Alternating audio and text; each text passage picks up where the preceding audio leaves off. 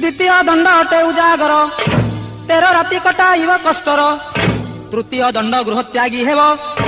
चतुर्थे मैथुन को पासरी दिव जे पंचमे पादे चलिब जान जे बाहन पादुका धारण जे आश्रय पूर्ण करिब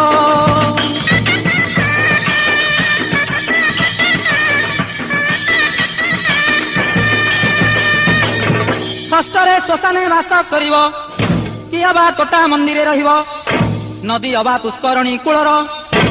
बास जे करिब दिवस 13 जे धूली दंड सप्तम रे मध्याह्न काल रे तपत धूली रे मध्याह्न काल रे ककला धूली रे जे दंड लहिब दांड रे